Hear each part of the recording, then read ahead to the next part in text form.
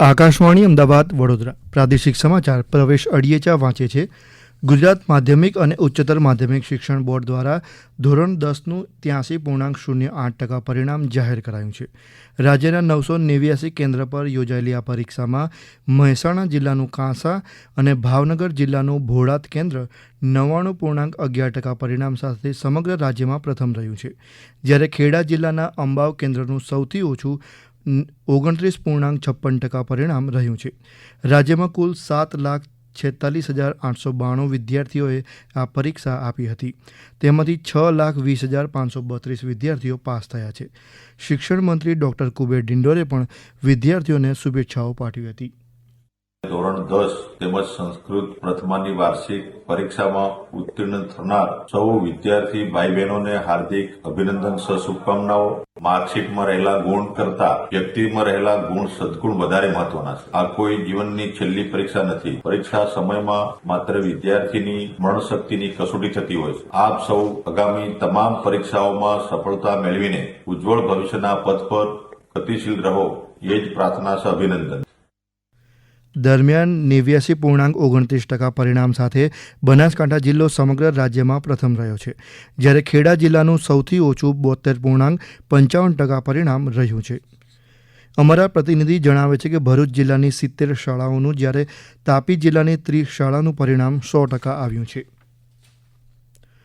ધોરણ 10-12ની બોર્ડની પરીક્ષામાં અનુસૂચિત જાતિ SC અને સામાજિક તેમજ શૈક્ષણિક રીતે પછાત વર્ગ SC/BCના પ્રથમ 3 ક્રમાંક પ્રાપ્ત કરનારા વિદ્યાર્થીઓને અપાતી પ્રોત્સાહક ઇનામની રકમમાં 20,000 રૂપિયાનો વધારો કરાયો છે. છત્રપતિ શાહુજી મહારાજ પ્રોત્સાહક ઇનામ યોજના અંતર્ગત હવે પ્રથમ 3 વિદ્યાર્થીઓને અનુક્રમે 51,000, 41,000 અને 31,000 રૂપિયાનું રોકડ ઇનામ અપાશે. ઉલ્લેખનીય છે કે રાજ્યમાં અનુસૂચિત જાતિ તથા સામાજિક અને શૈક્ષણિક રીતે પછાત વર્ગના વિદ્યાર્થીઓને અભ્યાસમાં વધુ રૂચિ કેળવીને સારી ટકાવારી પ્રાપ્ત કરવા પ્રોત્સાહિત થાય તે હેતુથી આ પ્રોત્સાહક રકમમાં વધારો કરાયો છે. રાજ્યમાં 3 દિવસ બાદ આજે વરસાદે વિરામ લીધો છે. સત્તાવાર યાદી મુજબ આજે સવારે 12 વાગ્યા સુધી એક પણ જિલ્લામાં વરસાદ નોંધાયો નથી. દરમિયાન બનાસકાંઠાના અંબાજી પંથકમાં ફરી એકવાર આજે વાતાવરણમાં પલટો જોવા મળ્યો. સવારથી વાદળો ઘેરાતા બપોરે ધીમો વરસાદ શરૂ થયો. લોકોએ તો ગરમીમાંથી રાહત મેળવી પણ કેરી, ડાંગર, બાજરો તેમજ અન્ય પાકના ખેડૂતો ચિંતામાં મુકાઈ ગયા છે.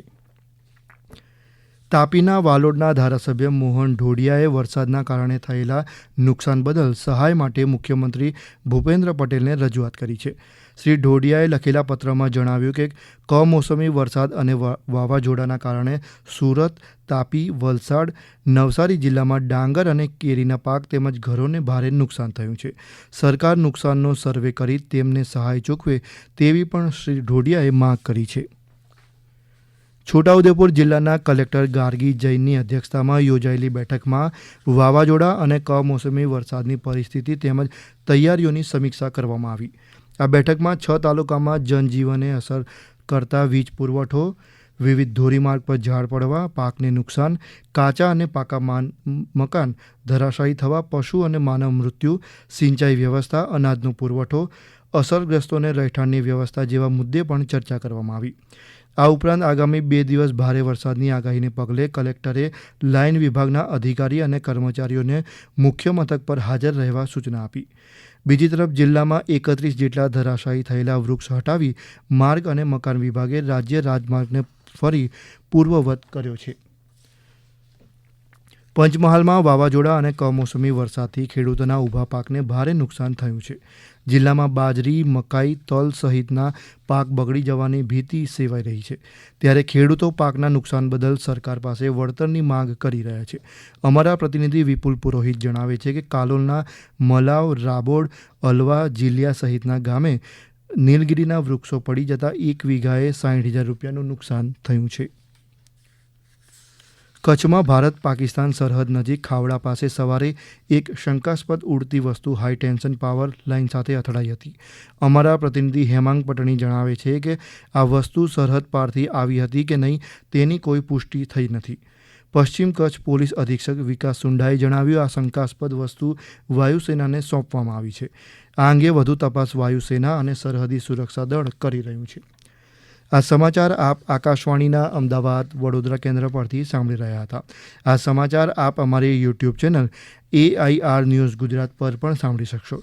વધુ સમાચાર માટે અમારી વેબસાઇટ newsonAIR.gov.in/gujarati અને અમારા એક્સ હેન્ડલ AIR_news_ABAD ને ફોલો કરશો. આ સાથે જ આકાશવાણી પરથી સમાચાર પૂરા થયા. હવે પછી આપ સાંજે 7:10 પ્રાદેશિક સમાચાર સાંભળી શકશો.